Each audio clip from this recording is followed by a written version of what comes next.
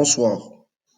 Continuons notre preuve du baccalauréat de l'année 2017, série D et TI. On s'était arrêté la dernière fois à la question 2C où on avait montré que l'équation f de x est égale à 0 admettait deux solutions dont l'une est nulle et l'autre notée alpha appartenant à l'intervalle 0,3, 0,4. Alors, la question 3 nous demande de tracer la fonction C de f et D dans le repère OIJ. Alors, je vais tracer cette fonction avec le logiciel GeoGebra pour avoir une très bonne précision. Donc, je vous invite également, que ce soit les élèves, que ce soit les enseignants ou alors ceux qui travaillent en entreprise, ceux qui font la mathématique financière ou l'ingénierie mathématique, d'essayer d'utiliser également ce logiciel. C'est très pratique pour les sciences.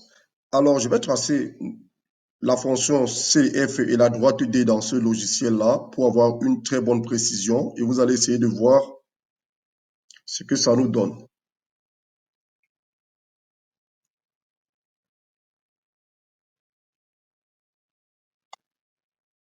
Alors, j'ajoute mes axes, ma grille. Alors, je vais déplacer mon repère là. Alors, ici, je vais d'abord saisir en bas. Vous regardez là en bas, il y a saisi. Je vais saisir ma fonction f de x.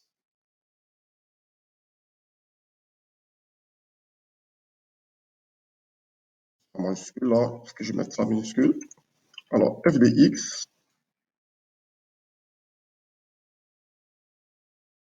est égal à exponentielle. On avait exponentielle. Vous voyez, il me suggère la fonction exponentielle par défaut. Alors, je vais choisir exponentielle de 3 demi,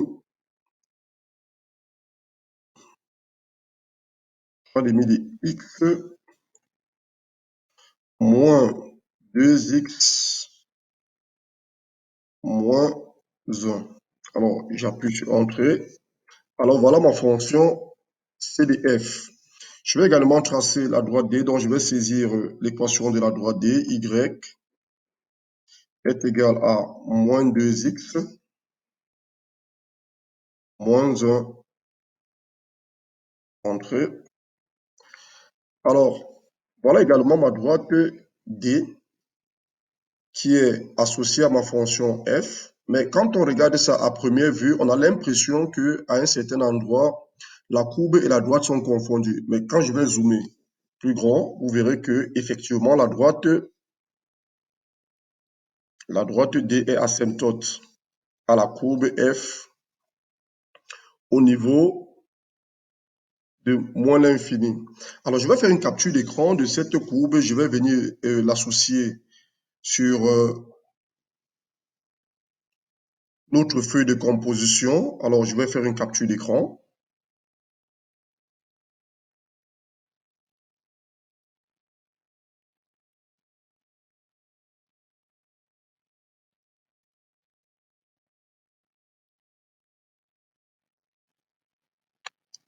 Voilà, où je vais l'enregistrer. Alors, on pourra l'appeler PAC 2017. Donc, je l'enregistre. Revenons donc sur notre feuille d'examen. Notre feuille d'examen était là. Voilà, on demandait de tracer C, D, F et D. Alors, je vais insérer notre courbe.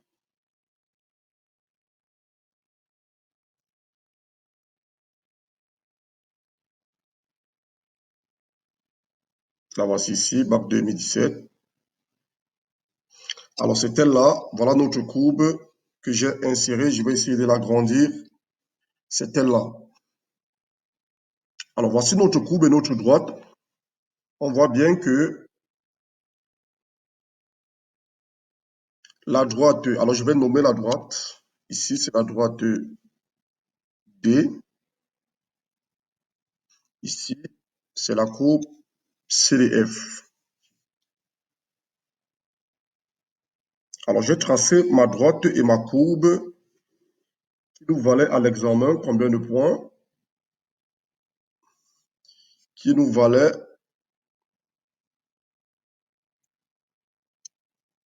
1,25 points. Alors, la quatrième question nous dit soit M1 réel strictement inférieur à 0, donc ça veut dire que M est un nombre négatif, exprimé en fonction de M, l'aire AM en centimètres carrés de la portion du plan délimité par CDF, D et les droites d'équation x est égal à M et x est égal à 0. Alors ici, on demande de calculer l'aire d'une portion délimitée. Vous voyez bien que ça nous renvoie au calcul des intégrales, au calcul des aires avec les techniques d'intégrale. Alors revenons sur notre épreuve. Déterminons d'abord l'aire de cette partie délimitée. Alors, on a dit x est égal à, non, c'est pas là, nous sommes ici sur notre épreuve. Voilà. On a la droite x est égal à 0, donc c'est l'axe des ordonnées. C'est cette droite-ci.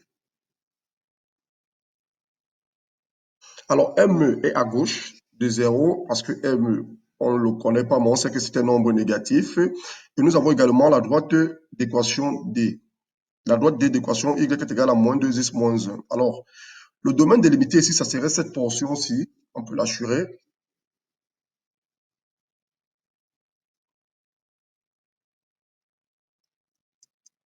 Qui va jusqu'à l'infini. Lorsqu'on va plus haut, elle va jusqu'à l'infini. Elle continue, hein, c'est-à-dire elle va jusqu'à l'infini. Alors, voici mon domaine délimité. Donc, c'est cette aire-ci qu'on me demande de calculer. Voici AM qu'on me demande de calculer. Alors, je vais d'abord attirer votre attention. Dans ce domaine délimité, il y a une chose d'abord qu'on peut remarquer.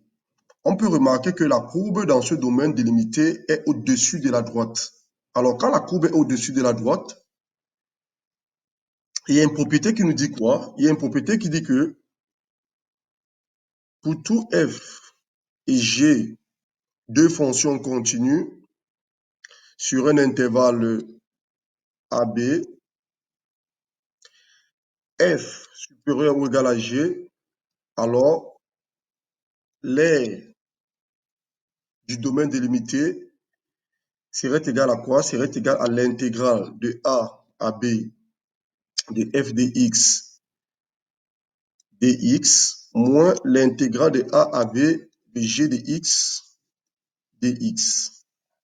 C'est si f est supérieur ou égal à g. Alors, on peut regrouper les deux, la différence de ces deux intégrales en une seule intégrale qui nous donne intégrale de A à B f de x moins g de x dx.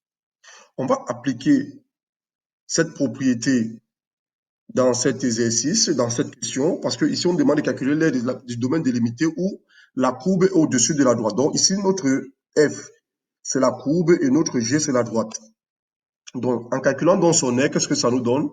Ça nous donne encore l'intégrale de m à 0 parce que m est un nombre négatif de f de x moins y. Parce que ici la fonction g c'est y. De d de x. Alors, je pense que nous avons calculé plus haut la différence entre f de x moins y. Venons un peu, on va essayer de voir ça. On avait calculé ça plus haut lorsqu'on demandait de montrer que, voilà, c'est cette différence-là ici qu'on avait trouvé. On avait trouvé exponentielle de 3 sur 2x lorsqu'on faisait la différence. Alors, en faisant donc la différence, ça va nous donner intégrale de m à 0 de exponentielle de 3 demi de x dx. Alors, il y a une propriété également qui nous dit quoi? Que la primitive, l'intégrale, si vous voulez, de exponentielle de a sur b x dx est égale à quoi? Est égale à b sur a exponentielle de a sur b x. Donc, plus une constante, si vous voulez, appartenant à R. Donc, on va appliquer également cette propriété ici. On voit bien que notre a c'est 3, notre b c'est 2. Alors, AM qui est égal à intégrale de exponentielle de 3 demi x de m à 0 dx nous donne quoi? Nous donne, disons que 2 tiers exponentielle de 3 demi de x m0. Alors, si on calcule cette intégrale, donc ça va nous donner AM, si vous voulez, est égal, ça va nous donner quoi? Ça va nous donner